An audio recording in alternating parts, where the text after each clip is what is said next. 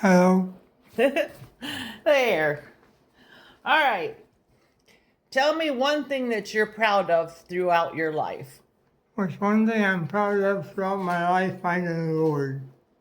That's really good. How did you do that?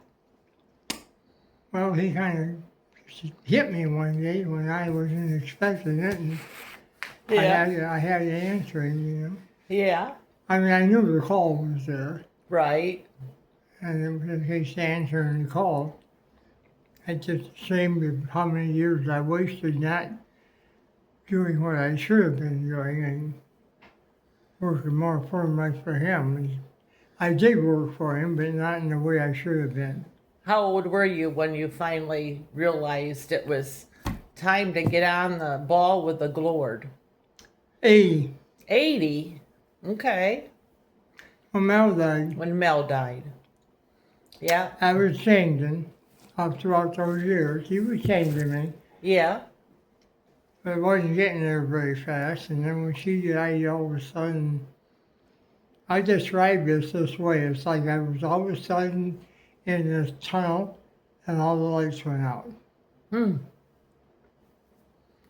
And I said, Lord, I don't have anything going here. I've been fighting you for 50 years. I've never won a battle. I said, I can't do this anymore. I need you. I want you to take me and call me home. Call me to your service. Okay. And it was like, boom, the lights come on. Awesome. So you went from darkness to light. That's amazing. That's amazing. I mean, and now I was drifting in and out of that all the time, you know. Yeah. It's such a funny feeling to look back and be able to testify on these things, you know, because of not realizing at the time, but you realize it as you go along. Yeah. You grow and get faithful.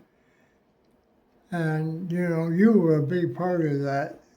Yes. 37 years ago, you came into my life, and I had no idea what that was all about. But when you walked out on that porch, and I walked out, we hugged each other, and it was bam. Yeah. Yeah. I remember. And I didn't know. I didn't understand it. Yeah. And I thought, well, you know, I'm married. You know, I'm not. This gal's younger than I am. What's this all about? Little did you know what God was using to set it up.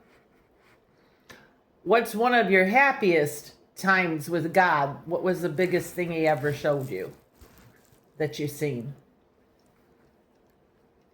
Happiest time? Mm-hmm. I think that right there when the lights came on the tunnel. When did you first feel like um, God really opened your eyes and you started seeing everything differently? Like, was it a church or was it people or did He put you alone? When did you fall? My whole conception was strange because I wasn't wanted. Right. I was rejected from the start, and God couldn't get mom and dad to understand that I was a gift and that He had a calling for me. Uh-huh. And they kept wanting just to live their life, and I was just a inconvenience, you know. Yes, yes. And all of a sudden, He said, okay, if you're going to take me this way with this child I've given you, well, let's see what you do. And so that was like, I can't believe it. 18 months old, I go into whooping cough. Uh-huh. Going to German measles first. 2 weeks of German measles, went in whooping cough, and got over that and started in having pneumonia. Mm. And that was in 1934 is when you were born. Right, in 36. So 36 when that happened. So there wasn't any real cures back then. No. They were working on. But you know, it was the whole thing that got me through that was the love of God, the love of this woman, this young woman who lost her baby, got raped, and lost her baby because back in those days they wouldn't let her keep her. Oh, yeah. Yeah, in the 30s, And yeah. for some reason we bonded. I felt so sorry for her looking back on it, you know, that she got a baby ripped away from her again. Yeah, yeah. I still think of her often. That's strange, isn't it? Yeah. All those years.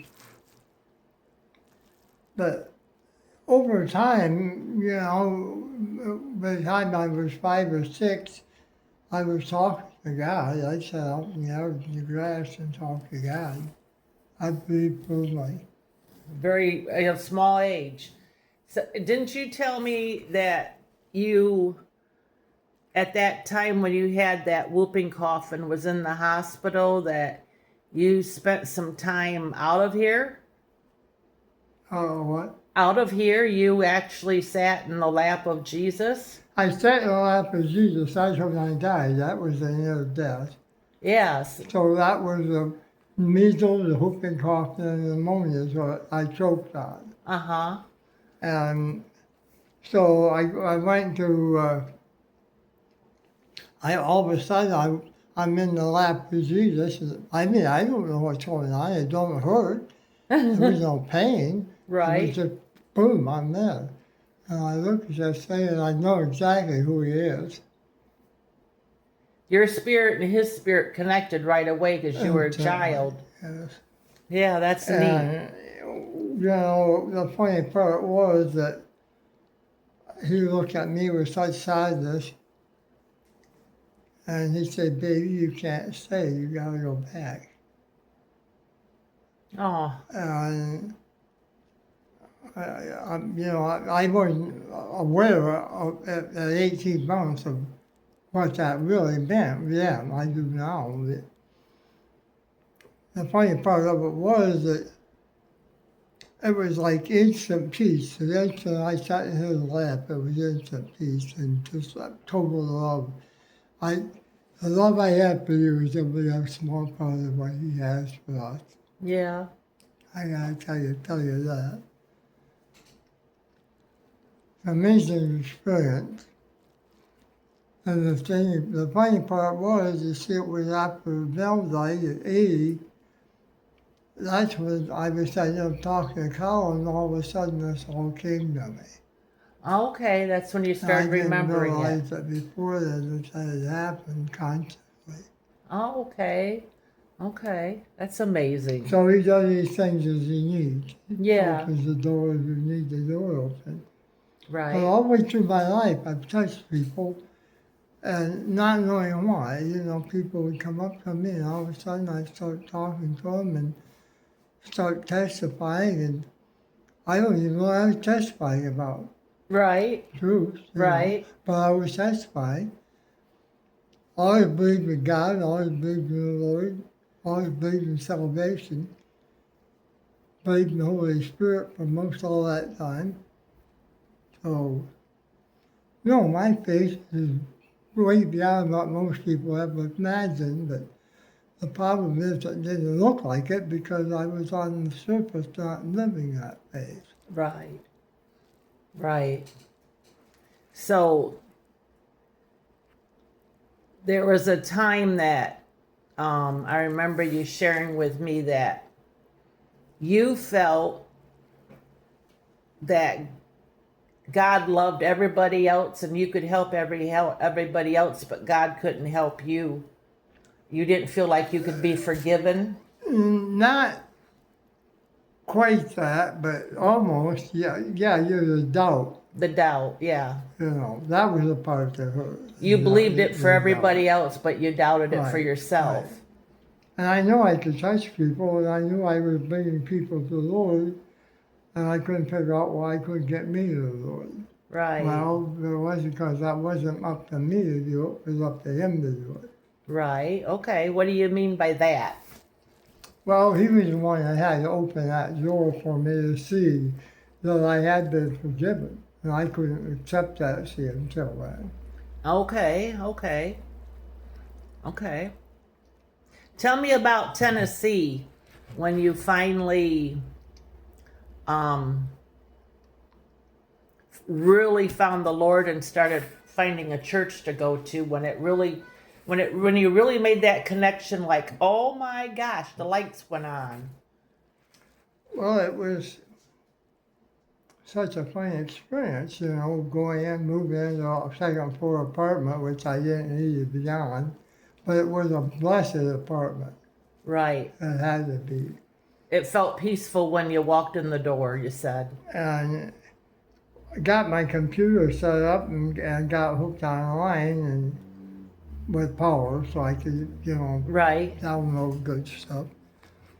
I got on that Sunday and just, I'm up, I've had breakfast, I've got to do something, so I don't have any idea where I want to go for the day. I don't know anybody yet. Right. And turn the computer on and come down and go to this stream for Love and Truth Church. Yeah. And so it was more contemporary music, a little different than I'm kind of used to, Right, right. And I kind of got into it, and yet I didn't. There was a part of it that a little bit of too much. Glory to God, glory to God, glory to God, glory to God, glory to God, glory to God. Oh, repeat. Right, You weren't used to it. repeat. Yeah. And I wasn't used to that. And of course, all of it's actually worship when you let it be that. Mm-hmm. But it was just all of a sudden we come down to the point where they split in the middle of the sermon, in the middle of the service, and Eddie come out and took over. And either him or Chris usually do. And two great people there. I'm so happy I met them. Pastor Eddie of Love and Truth in Jackson, Tennessee. Yep. Yeah. And Chris Smith. And Chris Smith of Love and Truth. Okay. Yep. And there's some other really good ones coming on, young ones coming on down there. Powerful structure he's got. So God's blessing him mightily. Mm-hmm. I mean, it's a worldwide thing he's got going there. Mm-hmm. $6 billion that 1 year. Wow. You hardly even get that much money together yet. I know. And God just dropped it in their lap. Well, they made a big jump and started opening up a new field of care and ministry. And Eddie's wife got sick, passed, Oh, yes. and then this other gal that was an associate and single, he finally hooked up and they're married now and function, for the church. And I wouldn't make any judgments there at all on any of that. Right.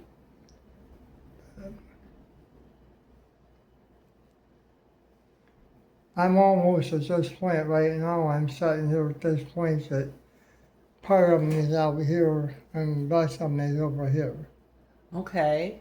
So there's two things going on there at once. Right. And then you come back up to Michigan after being down there 2 years? 2 years. 3 years. Over 2 years. Okay. What got you to move back up here? What Well, did you hear the Lord tell me, You came or down in the middle of that session. in that snowstorm that was horrible? I knew we kept fighting each other that we couldn't be together, but we ended up always kind of coming back and being together. Uh-huh. And finally, and then it blew up again. Guy says, nope, not ready yet. They're not ready yet. So that separated us for that next year. Yeah. And then I just asked God, I said, well, I'm not doing anything down here, but I need to be doing something somewhere where I know the people. I said, where can I go home, or do you have a place for me, or what? And he said, yeah, you can go home.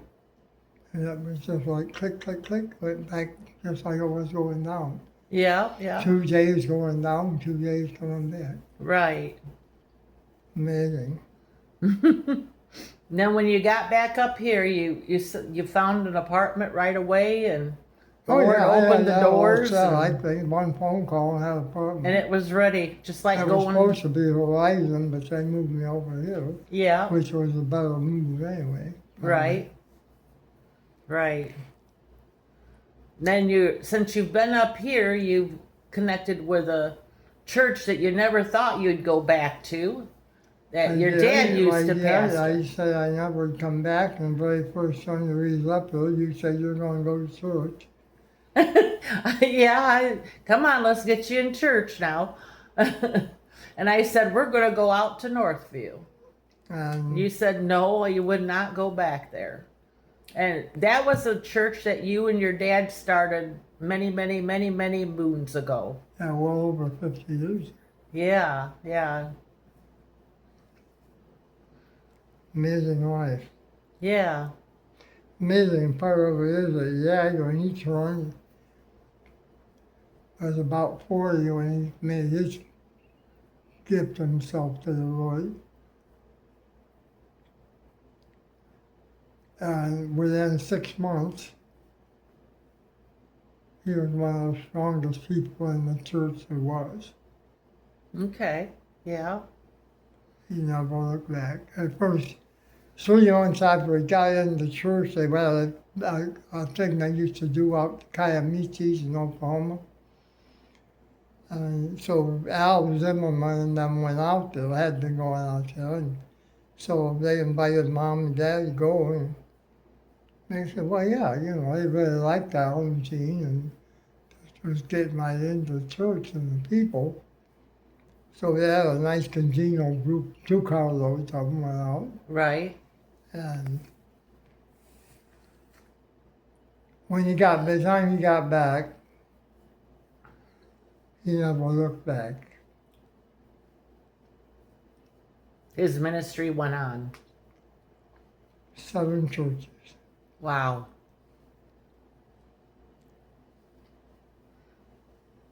What is one thing that you would want people to know about you that, what would you want to be remembered for?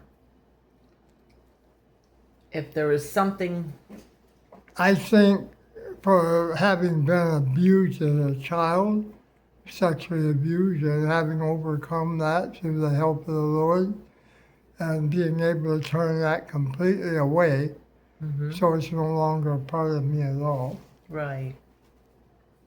He's totally healed that part of your mind, yes. And that was the final clearance down in Jackson. That's when he said I could come home. You got that took care of down there and realized you could be forgiven, and he did love you enough. Yeah, and that's when I knew it. All of a sudden, I just knew it. Yeah. I sat in the car one day and drove in the parking lot and down towards the building. I pulled in and parked beside Quan's car. Yeah. And I really, really felt the presence of the Lord. And I said, Lord, I still have a problem. And I was like, yeah, okay, go ahead. And I said, well, I still don't totally believe in my salvation. I know that I've done everything I need to do, and I'm trying to do it, and I'm growing in this, but I don't really know for sure whether I'm there or not, And so I got out of the car and I went in and I don't know why. I just went back and laid down on the bed. Your bed. Yeah, I yeah. switched over to your bed, the one I gave you. Right. I started sleeping on the other was the guest bed. I was out with the robe that was noisy. But I just laid down there and I dozed off for a minute. And all of a sudden I got this beautiful smiling face of Jesus and I said, oh, okay. Thank you. It was, You just seen it and felt it, and yes. And you just talk to God like we're talking right now all the time. all the time. I do all the time. I didn't realize that was prayer. And that's prayer, yes. You're I constantly, was praying all my life and didn't know it. and you didn't know it. Yeah. But I was comfortable talking to God because I started talking to him when I was 6 years old. Uh-huh. There was a time that you didn't talk much when you were little, wasn't there? There was a time that Well, you I didn't didn't, talk a up lot. until I was 18 months old and had that disease, I was isolated. I lived in a crib. Okay. Yeah, because Mom, Mom, Just- she didn't want to have to mess with me at all. right. And that's what God said, okay, you don't realize what I've given you. I'm going to make you understand you're losing. Mm-hmm. And he had to put her right to that point of where I had been actually lost before she understood. She understood, yeah. Wow. Rejection's very real. Even when we're very little in the womb, we can be Yeah. born and feel that rejection right away. We don't understand it, but it's there. It's there. Yeah. And then I had the crossed eyes from the German measles Okay, yeah. and little things going on. Uh-huh. That my heart and things. That made me a little bit different. 4 eyes, back then. That Boy, was a yeah. big thing. And, You were different because you wore glasses. but I talked different, and I was different when I was a kid, and I reacted different to things than they did. They didn't quite know what to make of me. Your mind's always been like a photographic mind. You could see a situation and then like you can look 10 miles down the road and say, okay, I know exactly how to fix this. That's one of your amazing talents that you have is I'm back here on first base, but you've ran a home run plus another one. Your mind's like that. That's amazing. Well, it's kind of weird, It ain't the easiest thing to live with someday. Right. It's I'm not. going to have to go and lay down for a few minutes, so Okay.